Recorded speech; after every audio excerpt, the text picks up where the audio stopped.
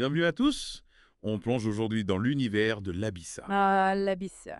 Une tradition qui va bien au-delà d'une simple fête. Vous avez. Et pour cette immersion, on a décidé de faire quelque chose de spécial. Ah, bon, moi-même. On va parler uniquement en français. Formidable. Nossos essais. Un mélange d'histoires, de témoignages personnels et d'analyses. Passionnant. Accrochez-vous, on vous emmène à la découverte de l'âme de l'Abissa. Alors, pour commencer, on ne peut pas parler de l'Abissa sans évoquer l'histoire de ses origines. Oui. Kundum, ce guérisseur qui doutait des esprits. Ah oui, Kundum.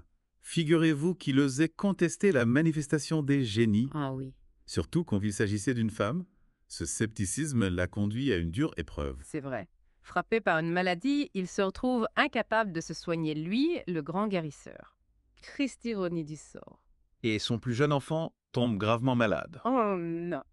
On imagine le désespoir de ce père impuissant. Et c'est là que l'histoire prend une tournure fascinante. Pour sauver son fils, Kundum est contraint de se rendre dans la forêt, porté par son fils aîné. Quelle image forte. Oui, et c'est dans cette forêt qu'il va rencontrer Afanché, le génie du... Pardon. Afanché. Ce génie lui offre un remède. Un remède, Kombo. Mais Kundum, toujours rangé par le doute, hésite. Ah, Kundum. Et c'est seulement après avoir été interpellé par la voix d'Afanché qu'il accepte le remède. Et il guérit. Et il guérit. Afanché lui confie alors la danse du pardon, L'Abissa. l'Abissa, avec la mission de la transmettre au peuple. Une danse symbole de guérison, de renaissance, d'acceptation et d'humilité. Exactement. Et pour accompagner cette danse Afanché, demande à Kundum de fabriquer 4 tambours, 4 tambours. dont l'Edonang Bol le plus grand, qui incarnera le génie lui-même. Imaginez des nains envoyés par Afanché apprennent à Kundum et à ses musiciens les rythmes et les pas de cette danse sacrée. C'est incroyable. Comment cette danse est née dans un contexte si particulier s'est-elle propagée au-delà du cercle de Kundum? Eh bien, Kundum organise une grande fête pour remercier Afanché. La musique et la danse sont si puissantes que tout le village d'Aboud se joint à la célébration. Tout le village est. Oui, et l'Abissa devient alors la danse annuelle de réjouissance du village, un moment de partage et de communion. D'Aboud à tout le peuple, Nzima, il y a un sacré chemin. Comment l'Abissa a-t-elle franchi les frontières des Kédi? Grâce à Blawa Aka Amikia, un habitant d'Abo originaire de Bigniri. D'accord. Avant de retourner dans son village, il demande à Kundum la permission de partager cette danse. Et Kundum accepte. Kundum, touché par sa requête, accepte. L'Abissa arrive ainsi à Bigniri, porté par cet homme. Et comment le peuple de Bigneri accueille cette nouvelle danse? Avec enthousiasme. Même le roi Kako Aka, connu pour sa rigueur, est conquis. Vraiment Nzia. Il l'adopte comme danse de tout le peuple Nzima. L'Abissa devient alors un symbole d'unité, un lien fort entre les communautés. C'est incroyable de voir comment cette danse née d'une histoire personnelle a traversé les villages et les générations. Oui, et ce qui est fascinant, c'est que l'Abissa ne s'est pas figée. Elle a évolué, s'est enrichie tout en conservant son essence. On fait une petite pause et on revient tout de suite pour plonger dans l'Abissa d'aujourd'hui. Ah oui, l'Abissa d'aujourd'hui, c'est bien plus qu'une simple commémoration. Oui, on imagine. Quand on pense à l'Abissa, on pense à l'ambiance, la musique, l'énergie. Mais au-delà de l'aspect festif, l'Abissa est aussi un moment important de critique sociale. Ah oui, ça c'est très important. C'est assez inattendu, non? Pas tant que ça.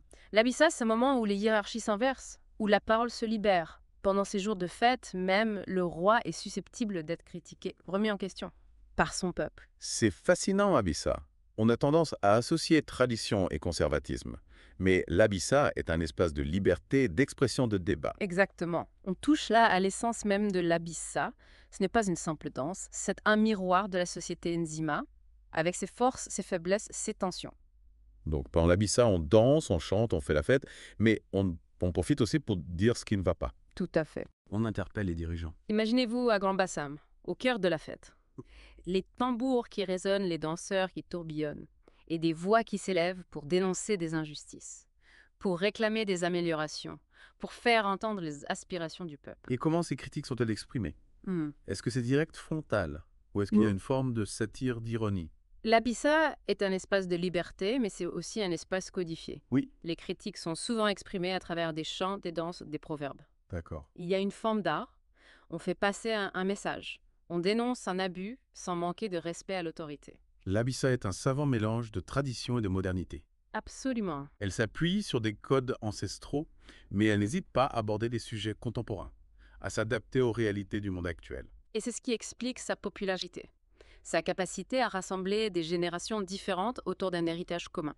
L'Abissa est un lien puissant entre le passé, le présent et l'avenir. Et cette musique, ces rythmes envoûtants, quel rôle joue-t-il dans cette dynamique de critique sociale? La musique est l'âme de l'Abissa.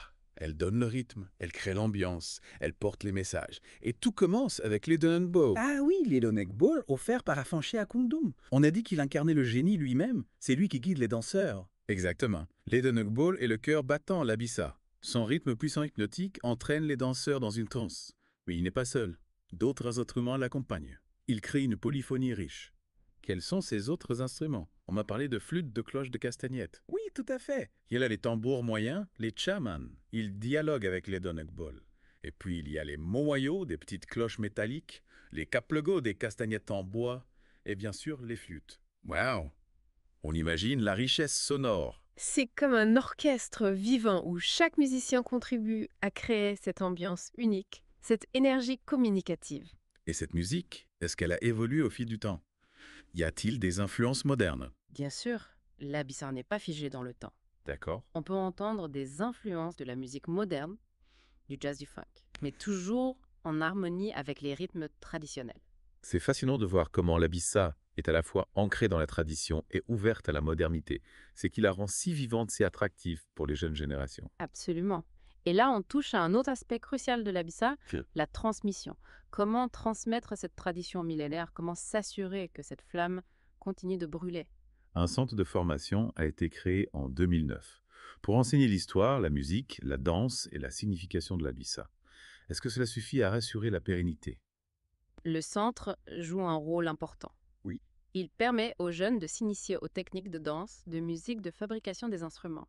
Mais la transmission ne se limite pas à ça. À quoi d'autre? Elle se fait surtout par l'immersion, par l'expérience. C'est-à-dire, Pendant la semaine de festivités, les jeunes sont partout. Ils participent aux danses, aux chants, aux processions. Ils observent les anciens. Ils s'imprègnent des gestes, des rythmes, des codes. L'Abissa est une école de vie. Oui. On apprend en faisant, en vivant la tradition. Et comment les jeunes perçoivent-ils cette tradition? Wallawakov considère-t-il comme un héritage précieux ou comme une contrainte? Beaucoup de jeunes témoignent d'une grande fierté. Ils y voient un lien avec leurs racines, une manière de célébrer leur identité. Oui. Il y a bien sûr des jeunes qui sont moins sensibles à cet héritage, mais globalement, on observe un engouement. Tant mieux. L'Abissa a encore de beaux jours devant elle. C'est une tradition vivante, dynamique, un symbole de la résilience culturelle du peuple Nizima.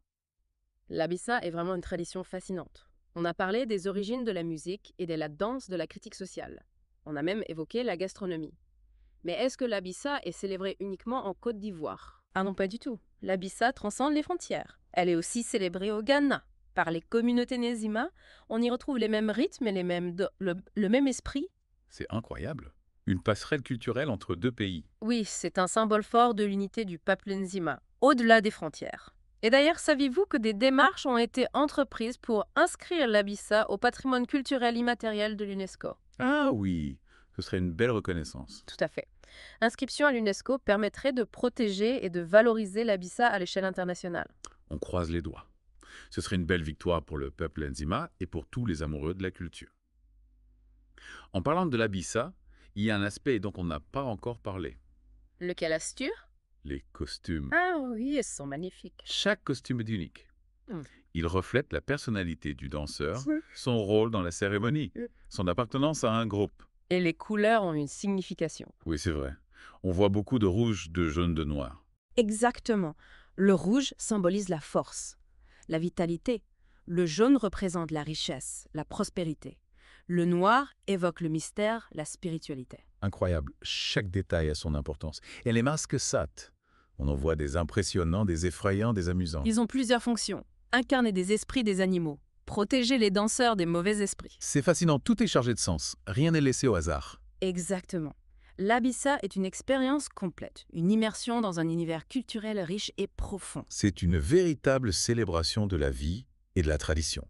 Et j'imagine que cette tradition joue un rôle important dans la cohésion du peuple Nzima. Absolument. L'Abissa renforce les liens entre les individus. Elle transmet des valeurs. Elle crée un sentiment d'appartenance. On comprend mieux pourquoi cette tradition est si chère au peuple Nzima. Merci beaucoup pour toutes ces explications. Merci à vous. C'était un plaisir de partager ma passion pour l'Abissa. Chers auditeurs, on espère que vous avez apprécié ce voyage au cœur de la culture Nzima à Lima. On vous dit à très bientôt pour une nouvelle immersion. Bédon